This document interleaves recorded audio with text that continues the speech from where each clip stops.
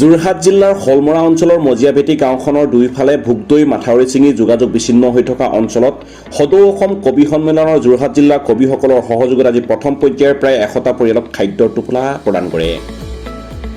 সদৌ অসম কবি সন্মিলনৰ অন্তৰ্গত যোৰহাট জিলা কবি সন্মিলনৰ সহযোগিতা আগবঢ়োৱা সতীৰ্থ কবিসকল ক্ৰমে ভৱ গগৈ, ডক্টৰ পৰাণ বৰুৱা, স্মৃতিৰেখা বৰুৱা, বিনু কাকতি, সৈয়দ পাৰভেজ হুছেইন,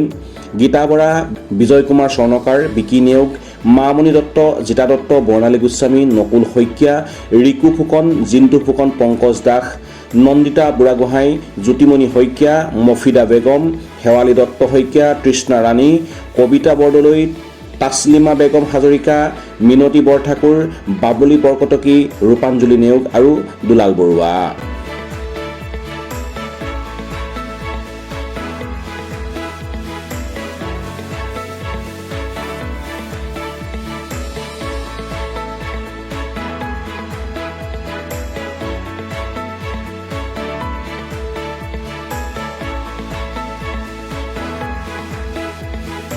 যোৰহাটৰ পৰা বিকি নেওগৰ সহযোগত খবৰ গোলাঘাট।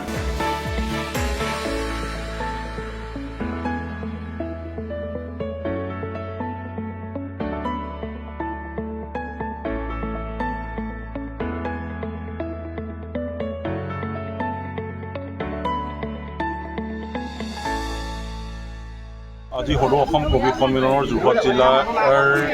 কবি সন্মিলনৰ সমূহ শাখাৰ তৰফৰ পৰা আজি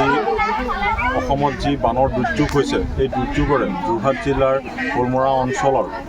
যি মজিয়াভেটি অঞ্চলত ৰাইজৰ দুৰ্যোগত আছে, তাতে সদৌ অসম কবি সন্মিলনে তেওঁলোকৰ দুখৰ সময়ত অকণমান সমভাগী হ'বৰ বাবে আহি আমি উপস্থিত হৈছোঁহি আৰু যতপৰিমাণে আমাৰ যিখিনি পৰা যায় এটা সাহায্য আগবঢ়োৱা হৈছে আৰু ৰাইজে এই সাহায্য গ্ৰহণ কৰি আমাৰ যি ইচ্ছা, সেই ইচ্ছাক তেওঁলোকে সফল হোৱাত তেওঁলোকে আমাক অৰিহণা যোগালে আৰু লগতে আমি ভগৱান বা নেদেখাজনক আমি প্ৰাৰ্থনা কৰোঁ যে এই ধৰণৰ বিপদত তেওঁলোকক মানসিকভাৱে শক্তিশালী কৰি ৰাখক আৰু সুস্বাস্থ্যৰে ৰাখি তেওঁলোকে যেন এই বিপদৰ সময়খিনি পাৰ কৰিব পাৰে, তাকে প্ৰকাশ কৰিছোঁ। আৰু আমাৰ প্ৰতিগৰাকী সদস্যৰ যি সহায়ৰ হাত আগবঢ়ালে তেওঁলোকৰ প্ৰতিও আমি সদৌ অসম কবি সন্মিলনৰ তৰফৰ পৰা তেওঁলোকক কৃতজ্ঞতা জ্ঞাপন কৰিছোঁ। কাৰণ এই বিপদৰ সময়ত প্ৰতিগৰাকী সদস্যই নিজৰ সময় আৰু অৰ্থৰে যি সহায় কৰিছে, ই এক আচলতে এক উল্লেখযোগ্য নিদৰ্শন হিচাপে থাকিব বুলি আমি মনত ভাবিছোঁ। যোৰহাটৰ সদৌ অসম কবি সন্থাৰ যোৰহাট জিলা শাখাৰ কবি সন্থা তেখেতসকলে আমাক আজি আৰ্থিক সাহায্য প্ৰদান কৰিলে, লগতে কাপোৰ আমাক যথেষ্টখিনি আমাক প্ৰদান কৰিলে। যিহেতু এই আজি বানৰ আক্ৰান্ত হোৱা সমস্তজনকে এই মুখত এটা হাঁহি বিঙাব পাৰিছে তেখেতসকলে, আমি নথৈ আনন্দিত হৈছোঁ আৰু লগতে তেখেতসকললৈ এই মানে ধন্যবাদ জ্ঞাপন কৰিছোঁ। লগতে আজি আমাৰ এই যিসকল বানত আক্ৰান্ত হৈ ককবকাই আছিলে তেখেতসকলে আজি অন্নমুঠি লৈ আপোনালোকৰ গোটেই জীৱন সাফল্য হ'ব আশীৰ্বাদ কৰিব।